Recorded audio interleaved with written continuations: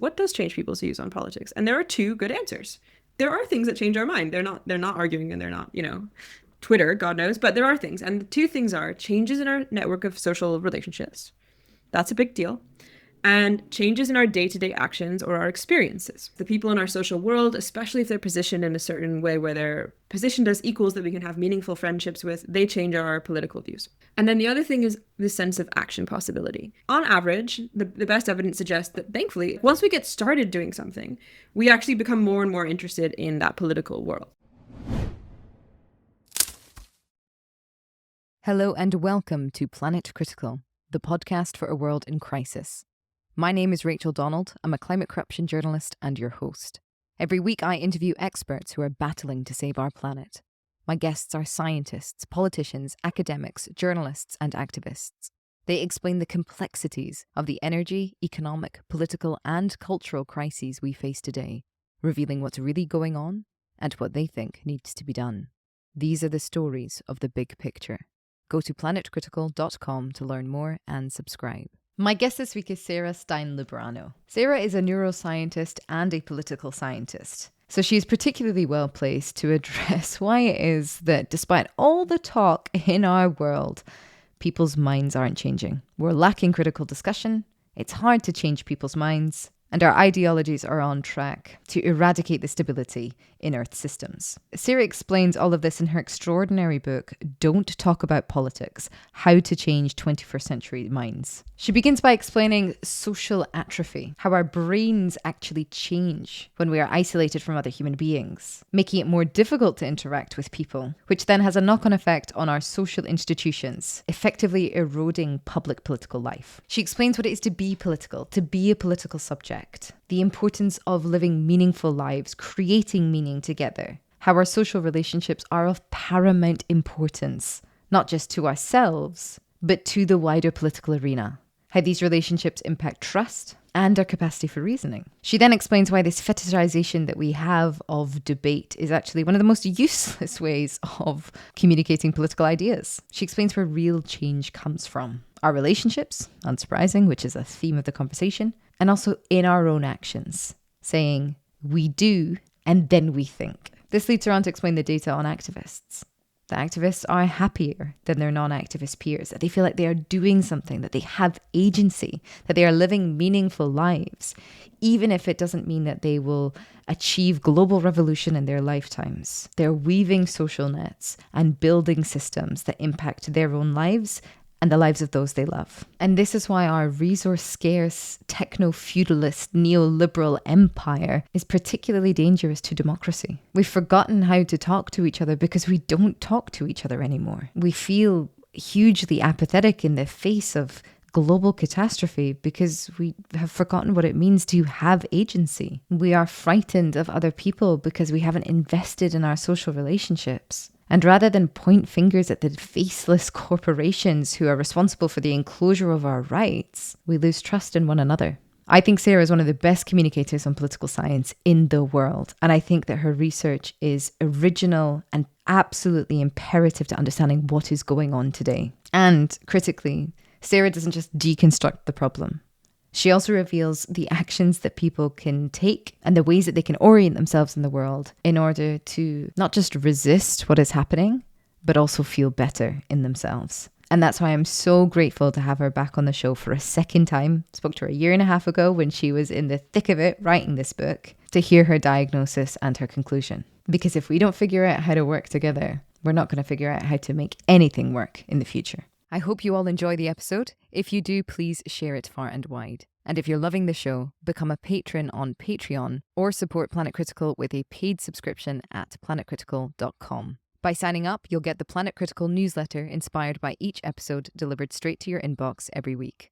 You'll also have access to the wonderful Planet Critical community who are full of inspiring thoughts, ideas, critiques, and determination. The links are in the description box below. I'm so grateful to everyone who chooses to support the project. I'm a vehement believer in ad-free and open access content, so Planet Critical wouldn't exist without the direct support of the amazing community. Thank you so much to all of you who believe in Planet Critical and keep the project going every week. Sarah, welcome to Planet Critical. It is such a pleasure to have you back on the show. It's so nice to be back. Your first episode was incredibly popular. Somebody referenced it to me the other day. It was like, oh yeah, that cognitive dissonance thing. It was that woman that was talking about it. She was like, I learned so much from that episode. I was like, she is coming back on, my friend, and you're welcome. Yay! I'm very, very happy to be back. Now you've got some big It's a news. great audience. It is, aren't they? Yeah. And I'm sure some of them in the UK have already bought and read Yeah, your they've all book. come to my Substack and they've all told me very interesting things, and I've really enjoyed that. That's been awesome. Oh, that's wonderful. I'm really glad to hear that. I'm so excited to get into your research because, I mean, you referenced some of it on the last episode. You were like teasing us like a year and a half ago with some of the things that you're coming up with, but now you produced a whole book out of it. But we have to start with the same first question as ever, and it'd be very interesting to see if your answer has changed or not. Sarah, why is the world in crisis? Great. Well, I actually have a different answer than last time to a degree. And I think it's because, in large part, because of something called social atrophy, which I write about in my book. So let's talk about it. Yeah. Yeah, no, keep going. Well, go on. I'm taking notes. Keep talking about it. So social atrophy is a term that, it's used largely to describe the brain or the way that human beings respond because of changes in their brain. So it's a response to social isolation. And as the book went on, I began to look, I'll go back and talk about the rest of the book in a second, but I began to look at the importance of friendships in political life.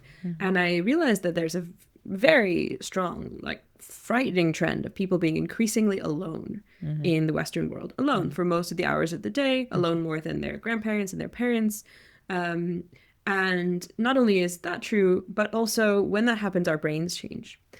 So from a neuroscience perspective, what people see is this gray matter in the front of our brain that is used for social interactions kind of shrinks and gets repurposed for other things. Also, part of the brain, the default network that is often used for imagination, kind of grows stronger. And that sounds nice because we think imagination is a good thing. Yeah. But what's actually happening a lot of the time is that the person is simultaneously experiencing two things. Firstly, because their social gray matter is being repurposed, they become much worse at social cues. So they can't read social interactions as well as before. They also don't spot social opportunities as well as they might have.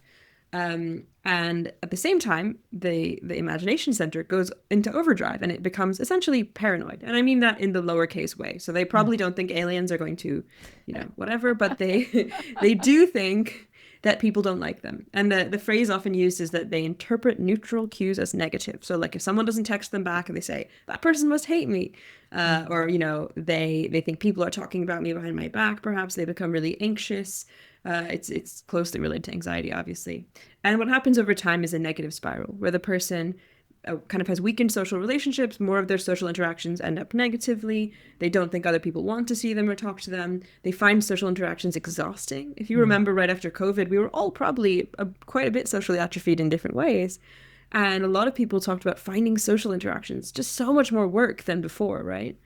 And that happens to people with social atrophy. And so what happens over time is that people become withdrawn and sort of paranoid and suspicious of other people. And we are probably experiencing a lot of this in the Western world. Yeah. And then at the broader level, we are experiencing a structural atrophy of all of the places and types of interaction that allow people to maintain their social lives. And so I'm very concerned about what this means for us as political subjects. And I think we have to rebuild materially the system where we could relate to one another. That last bit, political subjects. Should we talk about it? Yeah, definitely. Yes. What do you mean exactly by that term? So I have a PhD in a weird combination. I finished it since our last interview.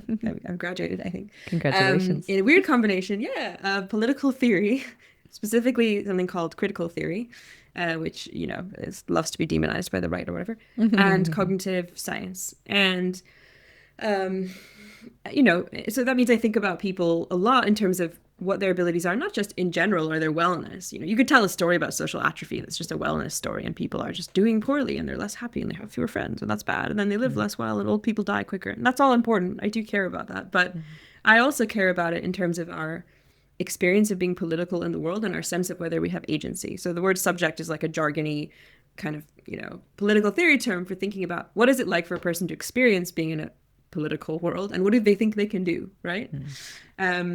And I think one of the reasons the world is doing so poorly lately is because people have retreated mentally and otherwise from the world, and they are therefore uninterested in being political, or they often feel they can't be, meaningfully political. And if you look at the data on this, it's very clear. People are like some of the least engaged politically that they have been in a long time, especially less willing than ever before to do things. Yeah. So if they get asked, like, would you be willing to like sign a petition? Even that is too much. They're like, no. Yeah. And that's really worrying, actually.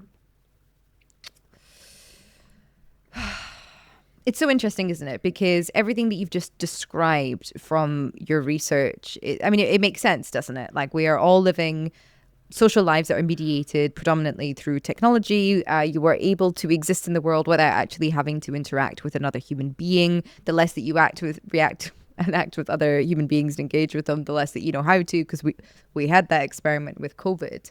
And this is what I particularly love about your research, is how you tie the individual back into the collective, and how we are shaped by our environment, and then how we then shape our environment in return.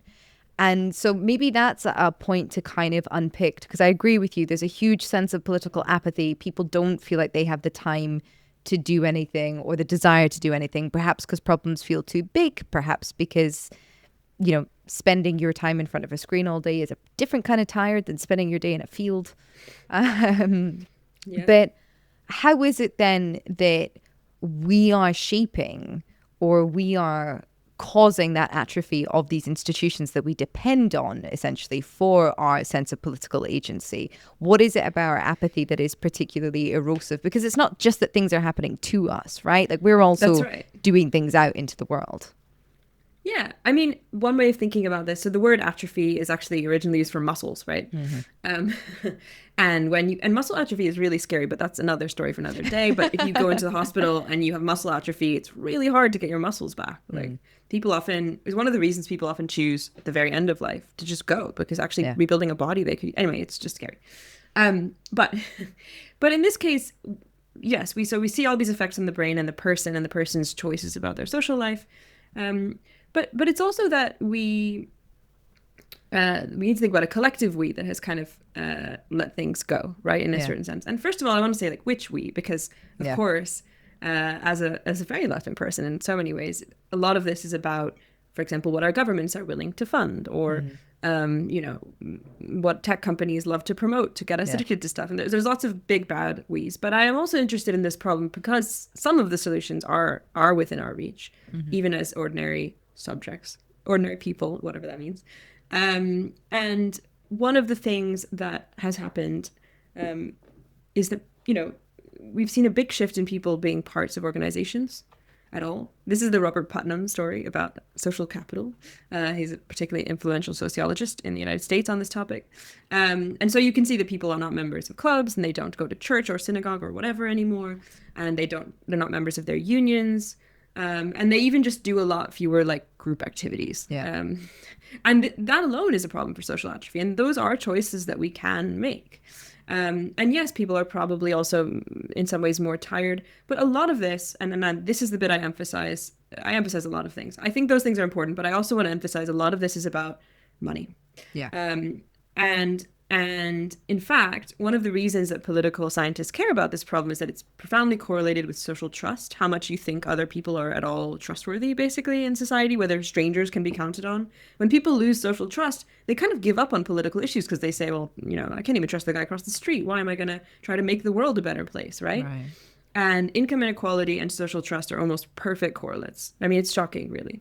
So, and you can see that this is probably at least somewhat causal in one direction, not only in one direction, but that when we experience greater inequality, we become less trusting. I think that makes sense intuitively. If you think about, I'm living in an economy where like society is screwing me over and my neighbors get more for no reason. That's enough of a reason in a way, right? But you can actually see this. One of my favorite studies, which I cite in the book, has to do with Americans who happen to be on Obamacare or not when they lost their jobs. What this means effectively is they lost their healthcare or they didn't when they lost their jobs. And the people that still had their healthcare, they didn't lose social trust particularly, or not as much, right? Not nearly as much, because in a way they were experiencing like some sense that society was still there. And the people that lost their healthcare had a massive decline in social trust during their unemployment. So I would say there's a big economic component that we know is there. And here are other examples of how that works. You're in my generation. the millennials, are one of the first to move less than our parents or grandparents. We're less Really? mobile society. Yeah, physically move. Ah, Probably because there's nothing to move to. You know, we don't have these like big exciting job opportunities in growing cities where there's space for us. There's none yeah, of that. So we just yeah, stay where we are. yeah. And when we do move, people are often moving out of the city, away from other people. And that increases social atrophy because it's harder to get places, especially if you don't have a lot of money, which millennials do not. You can't Mm-hmm. drive places easily. It's expensive to go places. Also, the third places, as we say in sociology, are closing or they're really expensive. Mm-hmm. So there are fewer pubs, for example, in the UK than Mm-hmm. before. This is a big, complicated problem. So I kind of tend to go on and on about all Go the different for it. I'm factors with you. because that's how sociology works. Yeah. Yeah. So, and then it's very expensive to do anything together and it's hard to get to each other. And I tend to say that it's important never to moralize at the individual level when you can solve a problem at a like big structural level. And Yeah, yeah. these are our structural problems. And actually, yesterday, a really interesting journalist wrote me and he said, like, here's this data I've created. Please use it. And it's all about how in America, voters for Trump, people are always looking for like, what's a good defining feature of a Trump voter? What predicts this? And education does a little bit of prediction and wealth does a little bit of prediction, but not as much as you might guess. But something that's highly predictive is how far apart you live from other people. So, and he has all these lovely graphs of this, which I'm with his permission, going to use in the next book, which is all about social atrophy. I've become obsessed now, and I'm, like on this thing. But anyway, the Trump voters live far away from other human beings, presumably seeing them a lot less, right? Um, so yeah, so it's causing this massive decline in like interest in other people and in politics and in the belief we can do stuff at all. In the social political world, and it's bad for our mental health, and our brains are shrinking. It's very worrying, and it's very interesting, and it's somewhat solvable, unlike a lot of problems that I look at right now. This is so interesting because I have been wondering why it is for Planet Coordinate, traveling around, Colombia in particular, and working with really marginalized communities and making documentaries about things that they were managing to achieve on the ground with far fewer financial resources, with far less social capital, just with less, quite frankly. And the fact that they were managing to do it. And I was like, why is it in the country that I come from, even the part of the world that I come from, or a weird country, Western educated, industrialized, rich, democratic, you Yeah. taught me that. Yay. Why is it that we are unable to do these things, or it feels like we see less of these things? Because to be fair, of course, there are communities who are in resistance in the United Kingdom, in Europe, in the United States, who are pulling things off. But why does it feel like it's almost it's so much more effort to get into first gear? And maybe this is it. These rural, poor communities in Colombia, there's no sense of social atrophy. They are all still living together. They are all dependent on one another. They're in that groove already, from which they have to build. Whereas for us weirdos whose brains are shrinking, which I didn't know we will have to speak more of, we have to make all of that effort to get into first gear, to get into that groove first of all, before we then make those changes. Is that a valid hypothesis, do you think?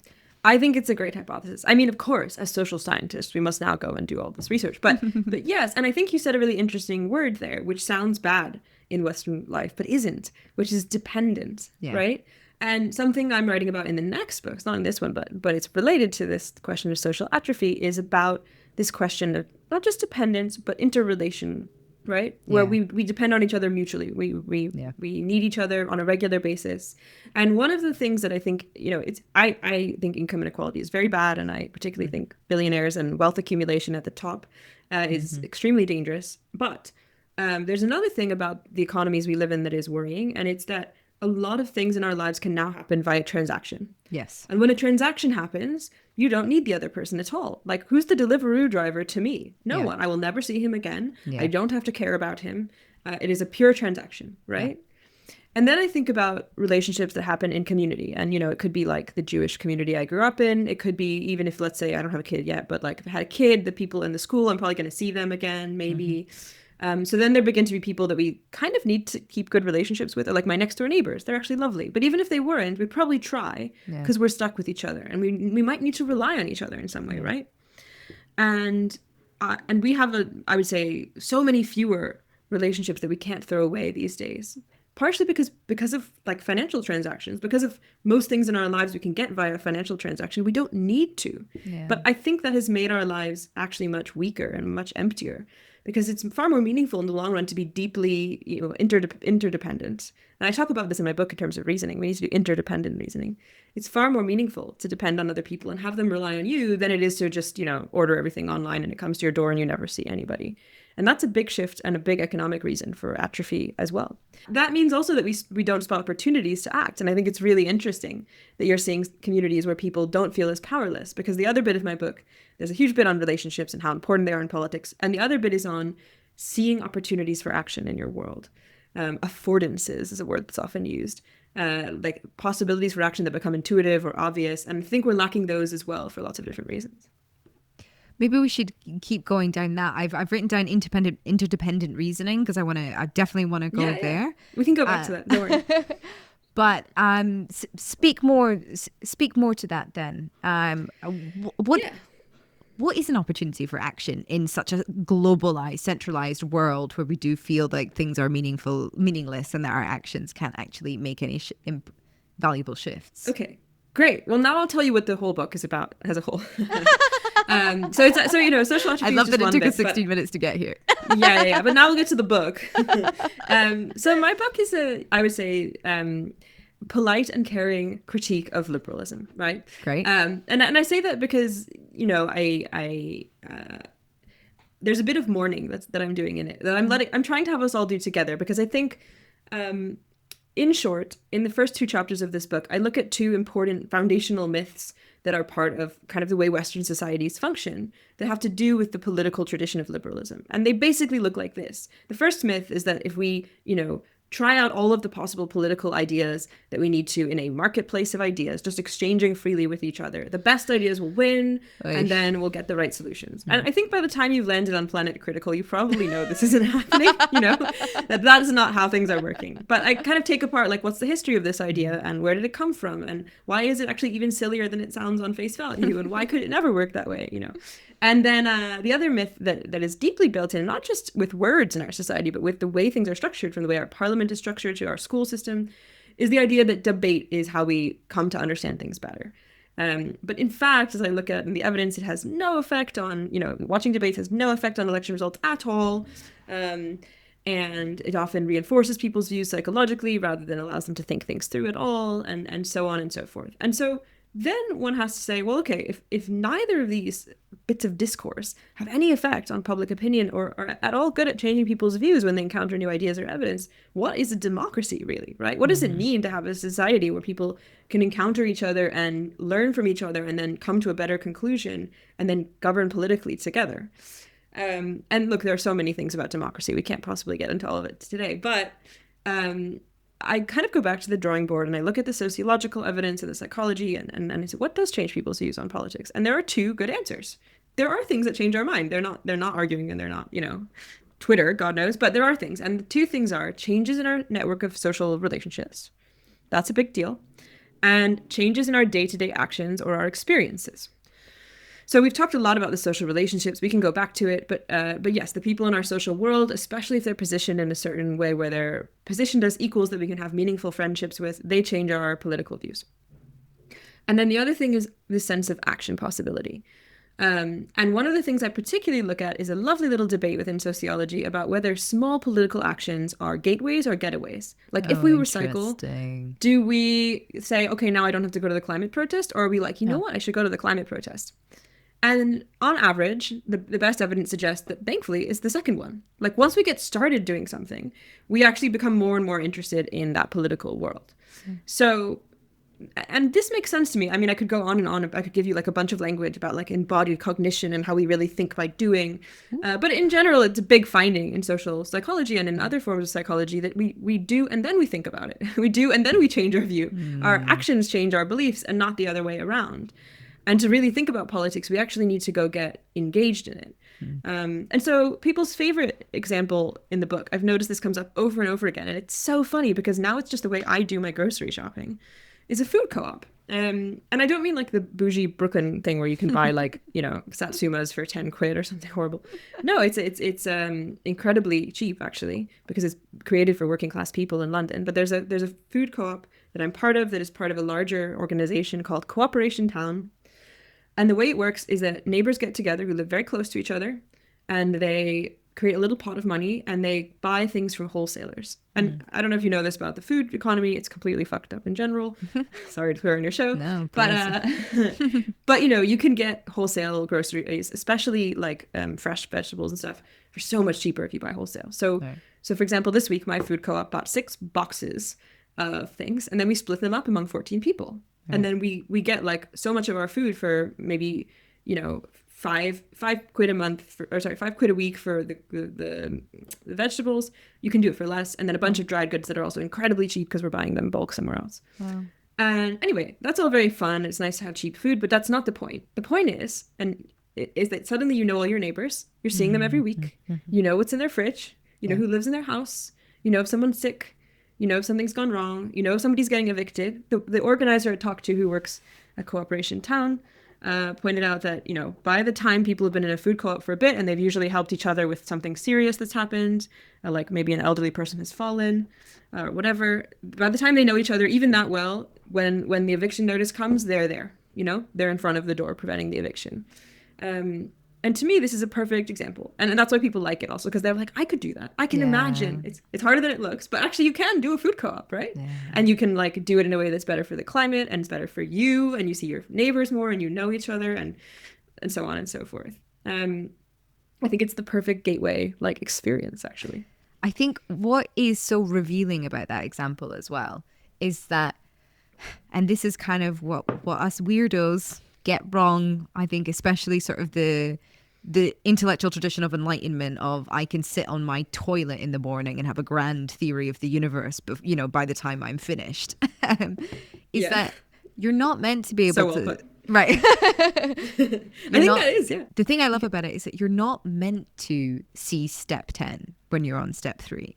In fact, you're meant to be on step 1 when you're on step 1 and just thinking about step 1 and doing step 1. And then that's when step 2 reveals itself, and then step 3 and step 4. So that by the time you get to step 10, you could have never even have been cognizant of or imagined step 10 when you were on step 1, because you needed all of that information and all of those little twists and turns in your own direction in order to get there. And so that's why to me it makes sense, you know, like starting a food co-op, it makes good economic sense. That's what a lot of people are concerned with right now because of the cost of living crisis, which is never ending and probably will never go away. And then that leads you to have a relationship with your neighbors, which leads you to care about people and leads you to have more information about your neighborhood. And that leads you to maybe political action, maybe stepping in, creating deeper relationships, maybe getting involved in something that they're involved in or interested in something that they're involved in. And then the next thing you know, you're smashing windows at the bank and thank you very much. We need more people like you. Like, I get it. It makes sense. But I suppose something I've maybe noticed in folk, there's definitely a push now, I think, on the left and in the climate space in the Western world at the moment to do more of this like on the ground community resistance. We need to build the local systems in order to survive what's coming. But there does seem to be a sense of kind of letting go of ever getting to grips with the bigger picture, like ever achieving a kind of like global liberation or, you know, a Marxist revolution or a Black Panther revolution, anything like those massive, lofty political ideals and goals that I think were so paramount and critical to building up political energy and maintaining it over decades. I do feel that is somewhat gone. And I don't know if maybe that's a good thing. Maybe the answer really is doing the local stuff on the ground. But what would you say to people that are in that situation of like, I'm on step 10, I'm doing the work, I have embodied cognition, I agree with everything that you're saying, but I can't quite see a world in which this works out on a big scale. Gosh. Yeah. I mean, okay. Interesting. This isn't even part of the book, but that's fine. Sorry. No.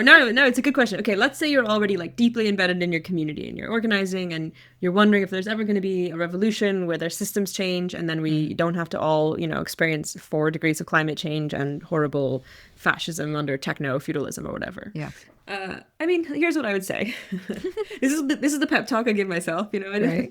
It's sort of based off of social science and history, and it's partially my own like weird secular Jewish values and whatever.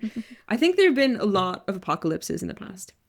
And when I say this to climate activists in particular, they're like, yeah, but this one's huge. And they're right, because we're probably going to have an unbelievable amount of death slowly over time of not species, of humans. I mean, it's going to be horrific if, you know, if there isn't any steering off this course. Yeah, right. And I'm not making that small, but what I am trying to do is make the sense of the world big. You know, when Columbus arrived in America, an enormous apocalypse happened for the people that lived there. Yeah. And I think, unfortunately, I'm actually writing about the apocalypse right now for a talk I'm going to give. But unfortunately, the apocalypse has happened many times. Yeah.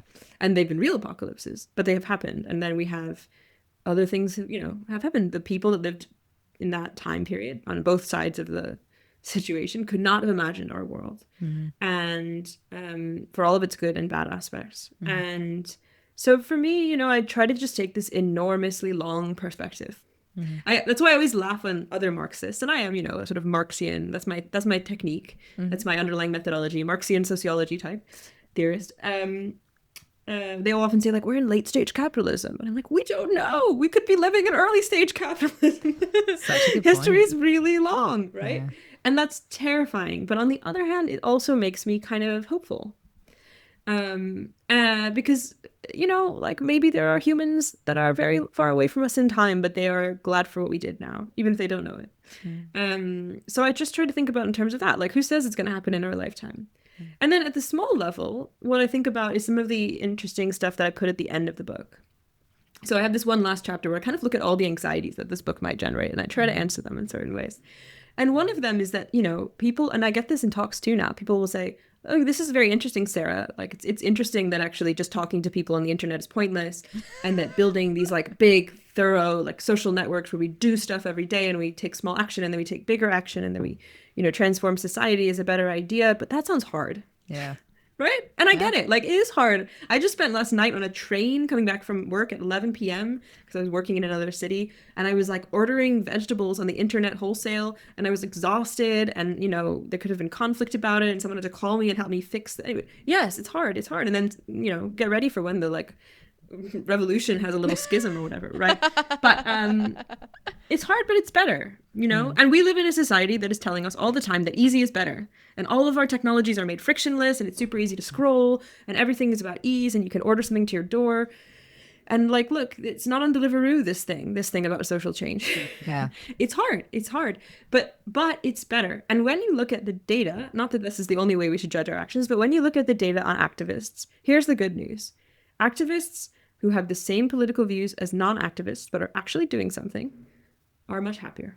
And they think their lives are more meaningful, and they are much more social, and they have more friends. The other things happen to them that are more complicated. Like, people who do activism are more likely to get divorced. They take lower income jobs. You know, I mean, there's lots of supposed downsides to activism, but they are happier. They are happier for having the same beliefs as the passerbys, you know, who have, they're kind of happier for that. So it's important, I think, to think about what is it that I'm actually doing with my life. And we might not get to see the society that we want, but we do get to live a life that is better for us. And we do get to know that history is really long.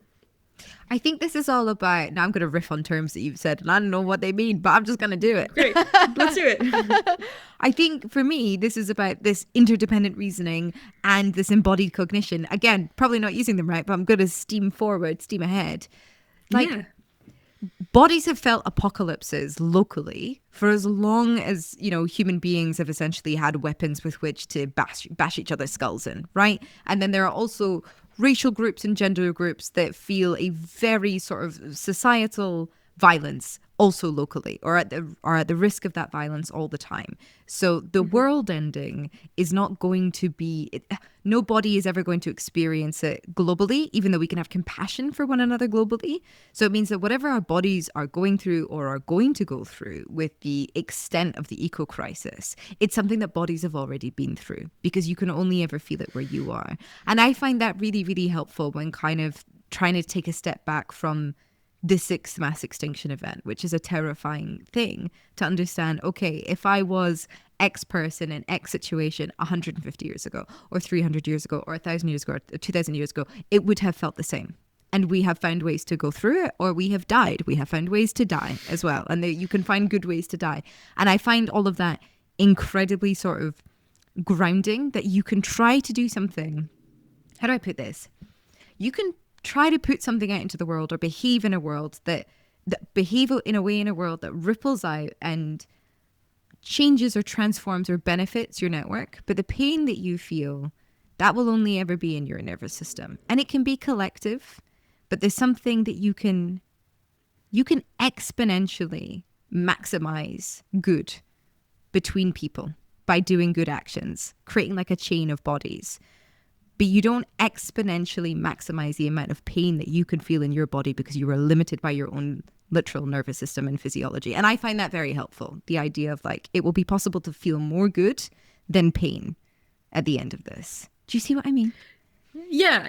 I think what I'm pulling from that is, yes, that like there's a reason that activists are happier, right? It's not just a disembodied set of data points. We can think about why that might be true. And in particular, we can think about this sense of agency. So more broadly, I look all the time at research in cognitive science, and something I've always found striking that gets under commented on is how many of the like weird phenomena that are going on, like cognitive dissonance, which we talked about before, are about people wanting to have a sense of agency, wanting to see themselves as maybe not responsible when something bad has happened. Definitely, there's this sort of weird carve out, but also genuinely capable in other areas so that they can be a good person, right? And activists kind of, they have like figured out the hack to this in this horrible, crisis that we're going through, which is that yes, the world is collapsing, but they are doing something about it. And that does something to the whole body. I mean, not just the brain.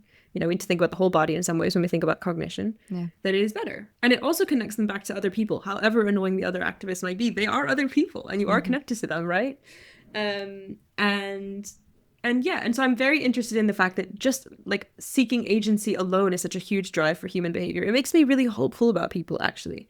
Because if you look at other psychological theories that are more limited, they might say, oh, people are just looking for their material benefit, And we have that aspect of our cognition. Like we can't, you and I can maximize our, profit or whatever. But we also are looking for meaning. We want to see ourselves as good people. And we're profoundly driven by our human relationships. And so I see those two things as actually hopeful, not because they can't be misused. People in cults feel that way. People on the right feel they're doing good, blah, blah, blah. People I disagree with. But I think that's actually nice about humans. It makes me want to save a few of us in this horrible apocalypse.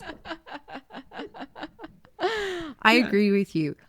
I want to put a pin in this part of the conversation and go back to debate, because I'm sure a whole lot of people heard that little sentence and went, hang on, wait, what about that?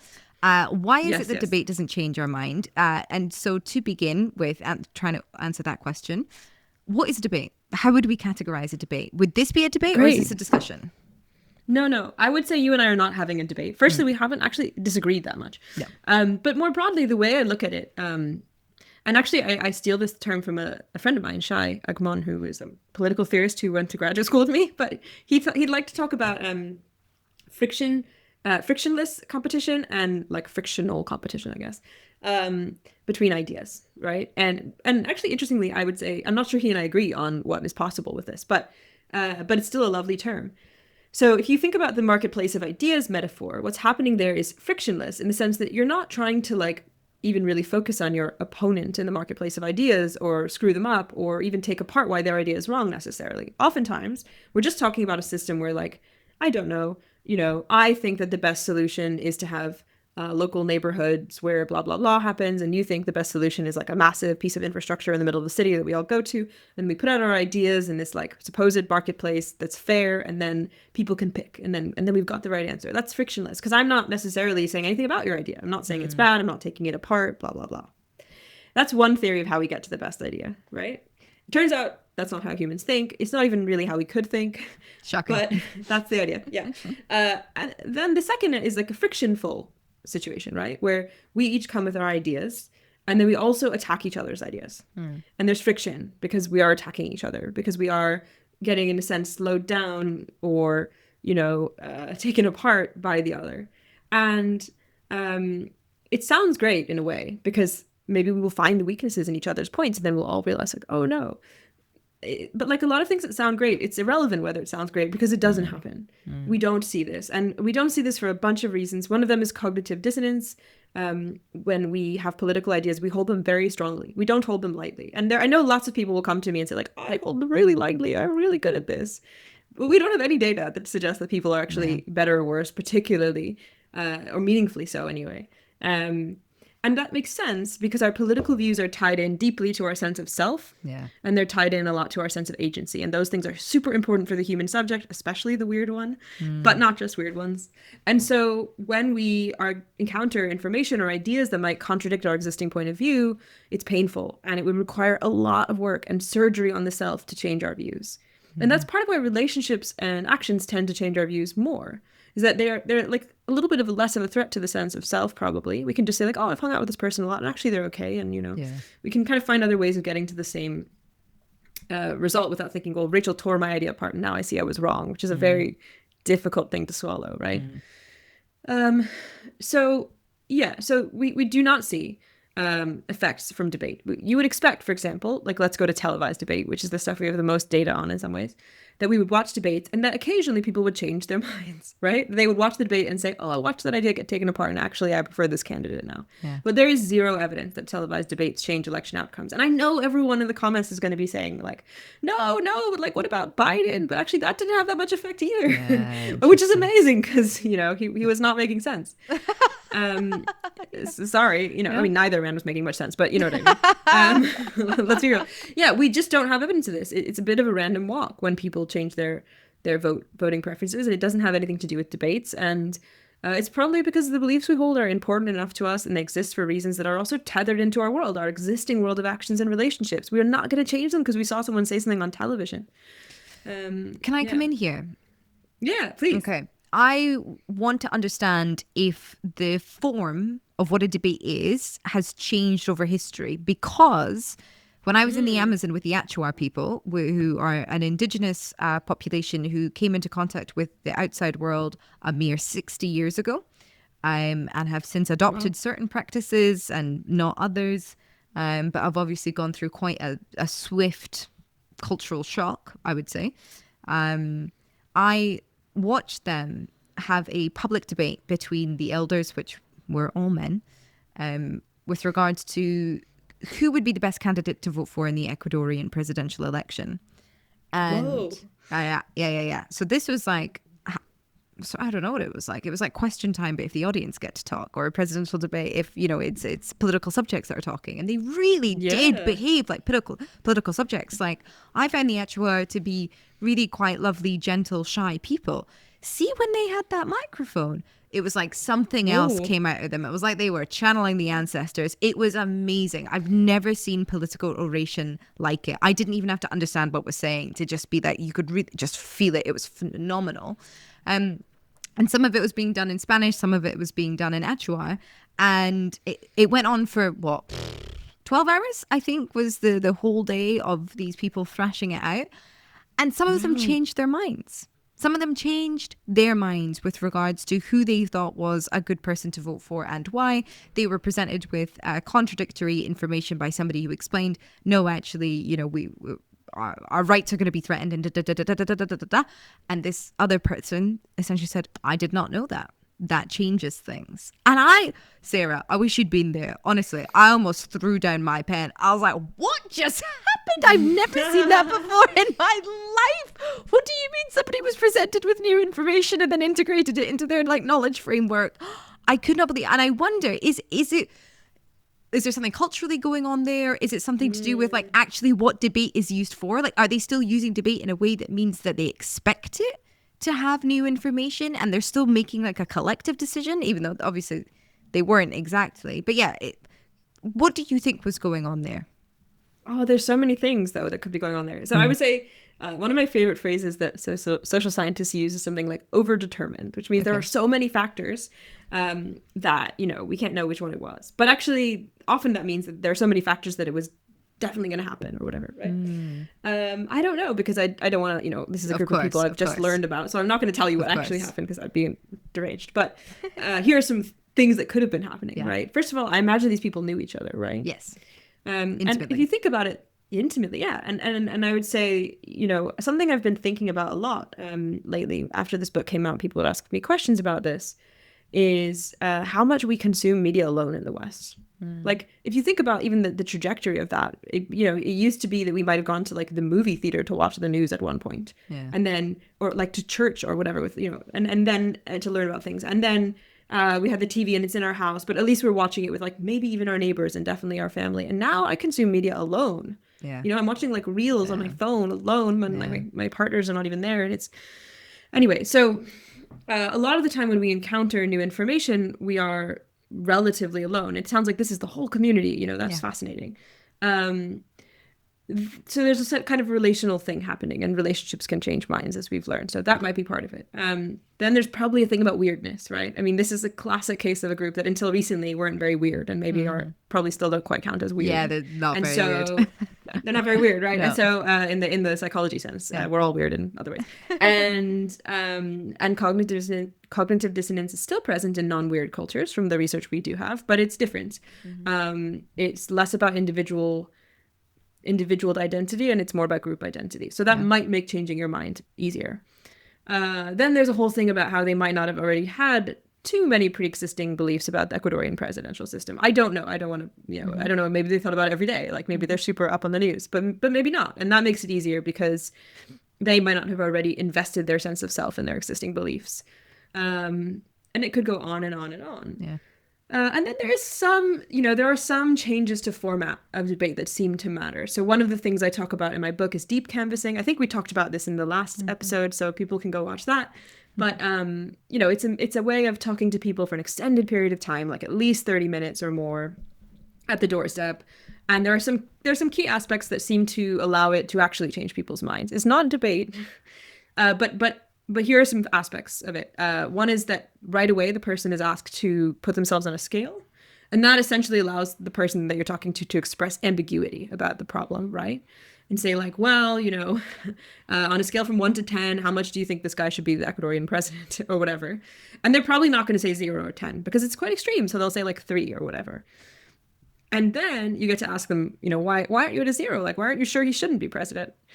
And that the person can voice their doubts. So you're creating an automatic system that is much more ambivalent, and that loosens up people's defenses in a way because they're already admitting some doubt, right? And it lets them maybe grapple with the discomfort of dissonance in a way that's less of a threat to their sense of self. And then you encounter also information about, then the canvasser will also share stories about their own life and how they're affected by the issue. That seems to be very important, probably because you can't wish away what they're telling you. Like you can't, unless you're really nuts, you're not going to tell them that didn't happen to you. Most people seem to accept like, oh, that happened to you. Okay, let me think about that. And then there's a whole thing about sort of listening in a way that isn't judgmental. And I would say all three of those things are really different than debate, right? I mean, I almost wish I'd emphasized this more in the book. But in debate, one of the things that's seen as weakness is to back down. Like, imagine if in a presidential debate, candidate A said something, candidate B said, you know what, fair enough. Like, everyone would lose their minds. We just have a political culture where changing your mind on stage or anywhere else is seen as weakness, right? So there's not a lot of ambiguity.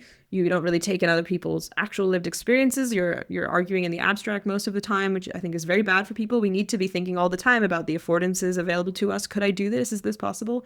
I have a whole chapter on just that. How much we need to be able to think the action is even possible, to really consider it cognitively. So in short, I mean, I'm sure it's changed over history. And we do see other formats that are not debate that are a bit more successful at changing people's minds. But what I would say is they're a lot of work, and that's fine. But they look a lot basically like making friends and having community, right? Deep canvassing is like the first little bit of getting to know someone and knowing about their life, and them trusting you and you trusting them enough that you can both express some ambiguity. And that's actually kind of the work we need to be doing all the time. Not specifically deep canvassing necessarily, but building relationships with people where that's possible. It's amazing. I learned so much every time I speak to you, and I want the record to stay. I sometimes have the privilege of going for coffee with you. Every time I learn so much. It is just extraordinary. Your research is extraordinary. The way that you weave things together is extraordinary. How you communicate is extraordinary. I think you're a marvel, Sarah, and all of this makes so much sense, doesn't it? Like, how is it that our cognitive abilities, or just the very nature of our cognition, ties into us as political subjects and our ability to act, and then how that ties into the body? Like I feel like you are very good at giving a big picture overview of that which you were studying, and also providing people with the tools with which they can go out into the world and try and do something and feel happy, which is nice because we don't always get, advice not about only how to be suffer happy all the time. Yeah. Also sometimes joy and community. I think Thank you. It means a lot. Honestly, I think it's absolutely wonderful. I think I want to re-emphasize, like, it's hard work, but it's fun. It's interesting. It's really interesting stuff to begin to do the things I outline in my book. And then on my Substack, I also have a post I've just put up, actually, about what should you do instead of talking about politics. Brilliant. I like my book, and it would be great if you want to buy it or whatever. But even more importantly, what I want to encourage people to do is think about politics differently themselves. Because right now we're in such a low ebb in political engagement, and you might be thinking, the last thing I want to do is get involved in politics. It sounds like I have to deal with MPs. But I'm talking about politics at a different level, at the level of like our shared life on planet Earth, And I am trying to make a really important point that it doesn't have to be all this arguing, and it doesn't have to look like that at all. We can do politics in a different way that's more effective and that's less draining. And that's one of the most important things you could do with your life on planet Earth, just as much as if you were like doing, your fitness regime that you give all this effort to, or your whatever, I don't know, your relationships in your house. This is also part of being a human, and it's actually really fulfilling. So maybe check out that post where I give some ideas, or buy the book, or listen to it on audio, and you can listen to me for 9 hours. But I just want to encourage people to think about politics in that big, broad, like embodied relational way, and then go do something. That's the most important thing. Well, I want everyone to go buy your book. You're being too humble. Go and buy it. Go and read it. Go and action it. Sarah, thank you so much for coming on the show again. I've got that last question for you. Again, who would you like to platform? Oh, who would I like to platform? I'd like you to platform some of the family abolitionists. Did I say this last time? I can't remember. But there's a bunch of writers, who write about alternatives to the family. And I think one of them would be great because, again, part of the thing that's we're suffering from is our isolation, and the family is a very isolating unit a lot of the time. So I think that would be great. And also I think you should talk to one of my participants in my course, Robin, who works at Fossil Free London and does a lot of interesting organizing work. I think she'd be great on your show. Brilliant. Excellent. Sarah, thank you so much for your time. Again, this was such a brilliant conversation. I'm really grateful to you. Thanks for coming back. Thank you so much. Thanks for having me. If you want to learn more, I've put links to everything in the description box below. Remember to subscribe to the channel if you're new here, and share the episode if you enjoyed it. To support the show, subscribe at planetcritical.com, where you can read the weekly newsletter. You can also become a Planet Critical patron. All links are in the description box below. As always, my deepest thanks to that community. Planet Critical wouldn't exist without your support. Thank you everyone for listening and for coming on this journey together.